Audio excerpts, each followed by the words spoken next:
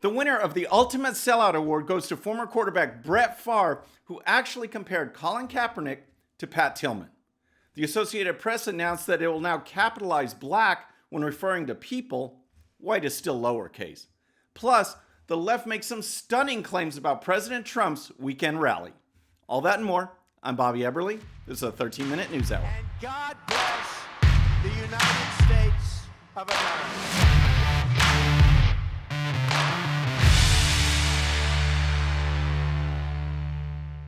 All right, friends, welcome to the show. Happy Monday. I hope you had a great weekend. If you're new to the show, thank you so much for tuning in. We're going to start with Brett Favre because things have just gotten out of control. And this, I don't even know if I'll get through this segment because it is so outrageous.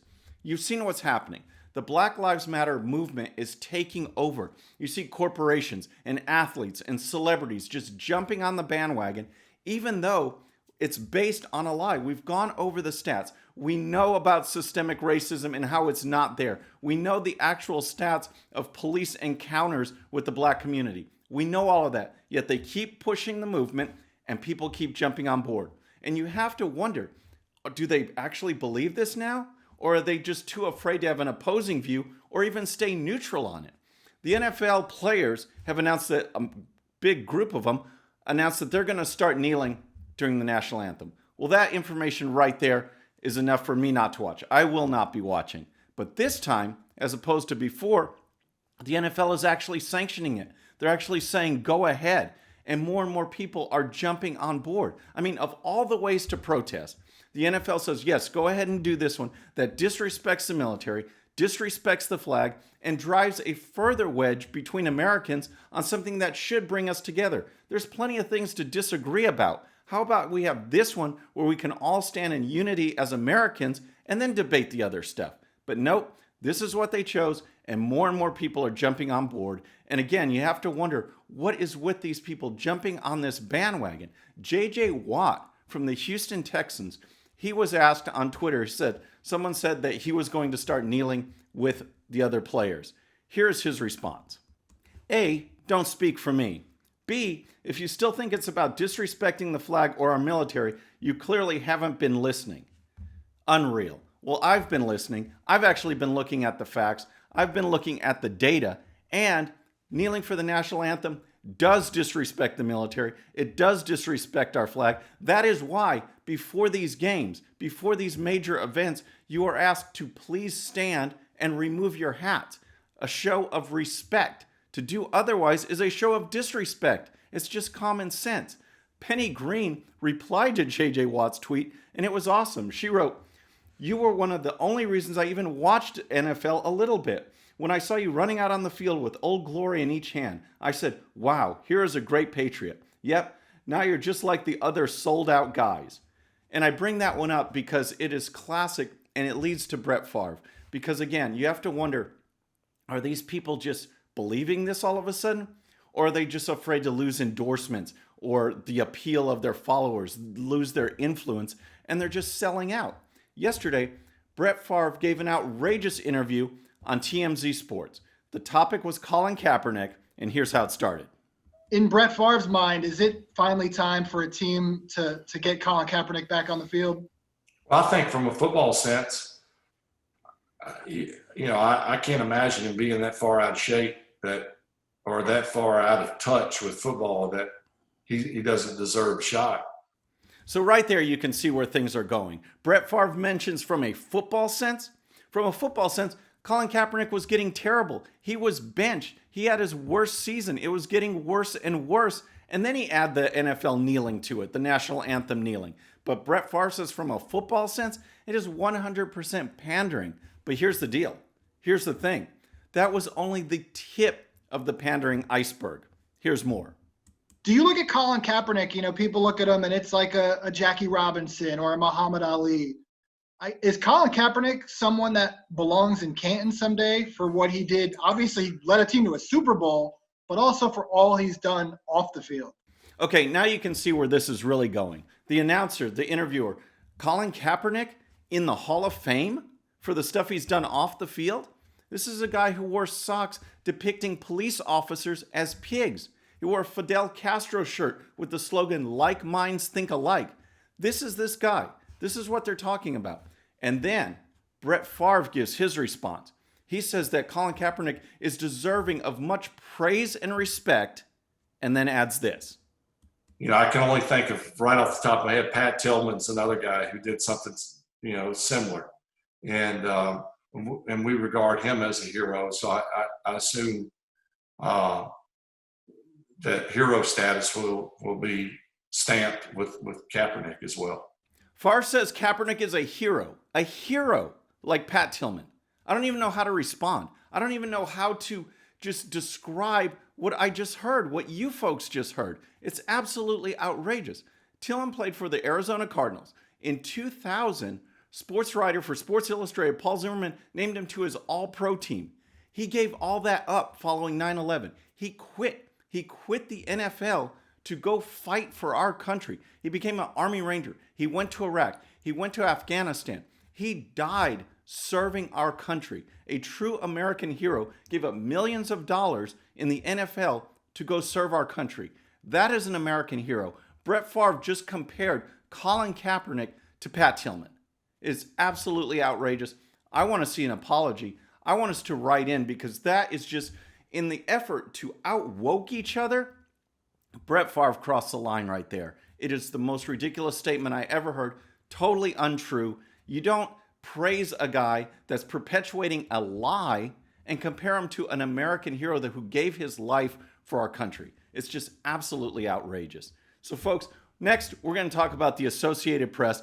But if you like the show, if you're new to the show, please subscribe. And when you do, please hit that bell. We're making our push for 100,000 subscribers by Election Day. 100K by Election Day. We're really moving, and it's all because of you. All right, next we're going to talk about the Associated Press, because their articles are everywhere. They're in every major newspaper, and you can always count on them for a left-wing bias, a left-wing slant, only reporting that left-wing narrative. Well, in addition to that, they also produce the AP Style Guide, which is like the Bible of journalists. Tells you not just, how to cover news, but how to write it, how to describe it. They are the ones that use undocumented immigrants instead of the highly accurate but not politically correct illegal aliens. The Style Guide also says when you're writing about the abortion issue, use anti-abortion rather than pro-life. Things like that. That's what comes from the AP Style Guide. Now, in the wake of George Floyd and Black Lives Matter, their newest statement, which came out on Friday, says we're going to now capitalize black when referring to people. And here's the story. The Associated Press changed its writing style guide Friday to capitalize the B in the term black when referring to people in a racial, ethnic, or cultural context, weighing in on a hotly debated issue. The change conveys an essential and shared sense of history, identity, and community among people who identify as black, including those in the African diaspora and within Africa. John Daniszewski, AP's Vice President of Standards, said in a blog post Friday, the lowercase black is a color, not a person. The news organization will also now capitalize indigenous in reference to original inhabitants of a place. So, now black is capitalized to go along with other descriptors that they've already capitalized, with one exception. Here's more. Daniszewski said the revisions aligned with long-standing identifiers such as Latino, Asian American, Native American. He said the decision followed more than 2 years of research and debate among AP journalists and outside groups and thinkers.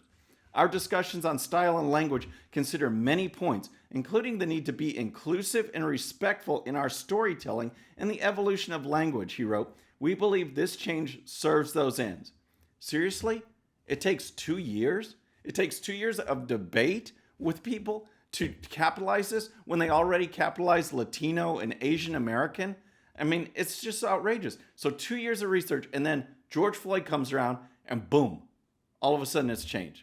Now they're announcing it. With one exception, white will still be lowercase because that needs further examination on the worldwide impacts. It's just absolutely outrageous. And here's the thing. Here's the story. Check this out. Here's more from that story. The death of Floyd, a black man who died after a white Minneapolis police officer pressed a knee to his neck, sparked nationwide protests and lent momentum to to a variety of social changes, from police reform and the public removal of Confederate statues and flags to the capitalization of black. So did you see that? Did you see what they did? We'll put this. This is the article. This was at the Washington Times, but it is an Associated Press article. Even here, they capitalized black, which you can see, and lowercase white. I guess that goes along with the white guilt that everyone is supposed to be facing right now. The Associated Press is doing its part to promote it.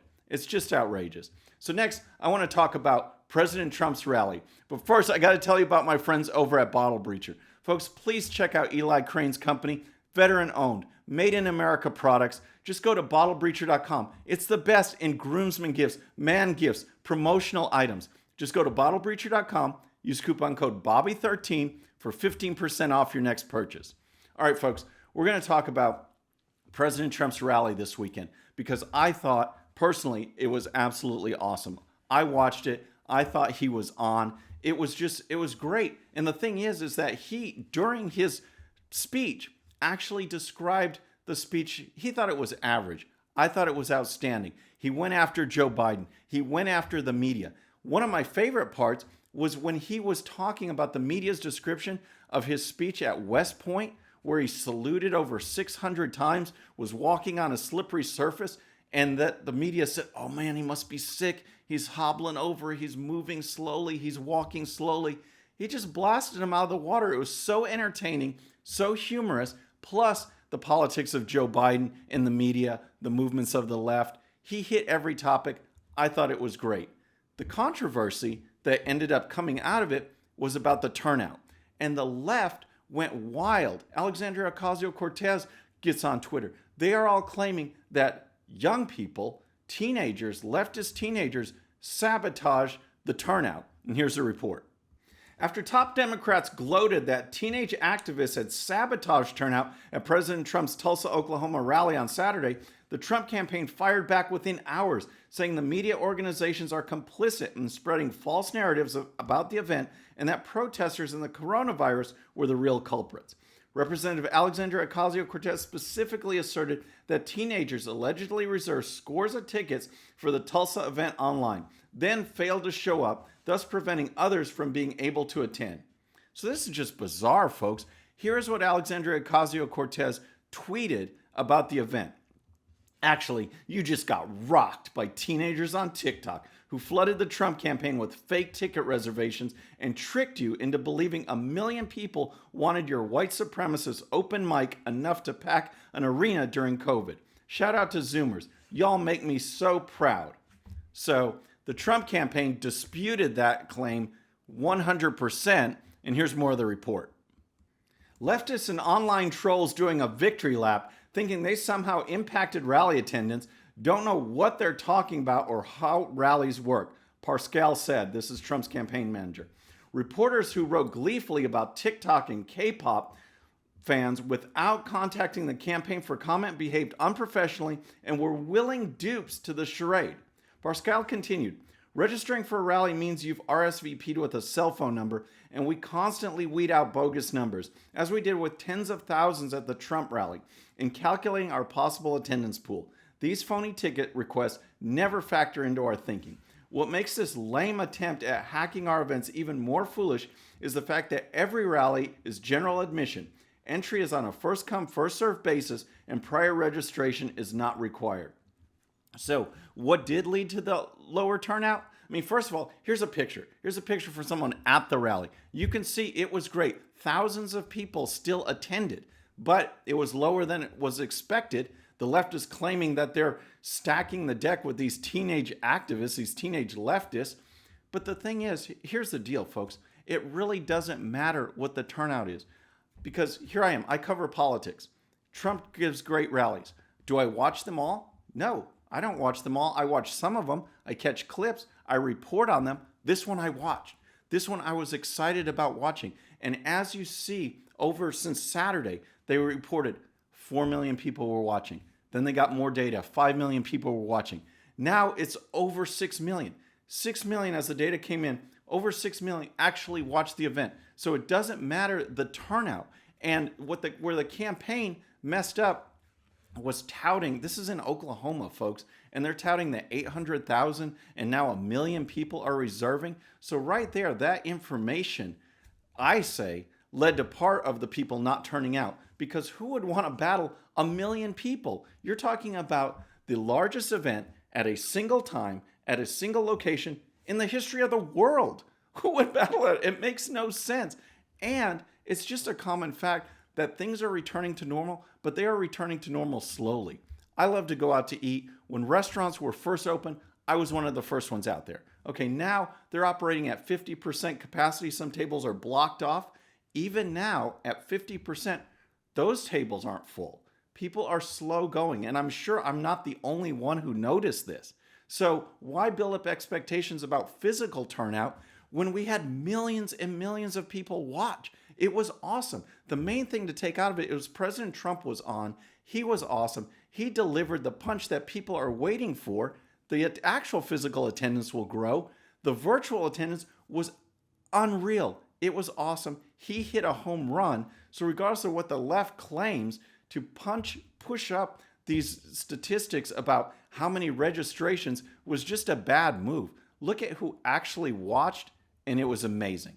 So next, I want to talk about Aunt Jemima's relatives. One of the brand ambassadors is not very happy at all that Aunt Jemima syrup is going to be erased from store shelves. Here's the report. The family of a Texas woman who was the goodwill ambassador for Aunt Jemima says it doesn't think the brand should be renamed. Vera Harris, a family historian for Lillian Richard, one of the several women who was paid to portray Aunt Jemima, rejected calls to change the brand's name. A lot of people want it removed, Harris said. We want the world to know that our cousin Lillian was one of Aunt Jemima's, and she made an honest living. We would ask that you reconsider just wiping all that away. There wasn't a lot of jobs, especially for black women back then at the time. She was discovered by Quaker Oats to be a brand person. So see, none of this makes sense to me. Why in this name of wokeness and Black Lives Matter are you going to erase people from bottles that serve in these professions? We went through it last time. Here's more. Harris said Richard is still considered a hero in her hometown in East Texas and that her community would prefer to remember history instead of erasing it. She was considered a hero in Hawkins, and we are proud of that, Harris said. We do not want that history erased. So that's common sense stuff. It's great stuff. And guess what? Eskimo pie, that's joining the list. That's going to join the list of Uncle Ben's, Aunt Jemima, Cream of Wheat, Mrs. Butterworth, Land O'Lakes. Now it looks like Eskimo pie is going bye-bye. That's going to be done. You get a nice ice cream bar, something generic, I guess. So folks, that's our craziness. That's our show for today. I hope you enjoyed it. Please subscribe, and when you do, please hit that bell so you'll be notified, and we'll see you next time. I'm Bobby Eberle. This is a 13-minute news hour.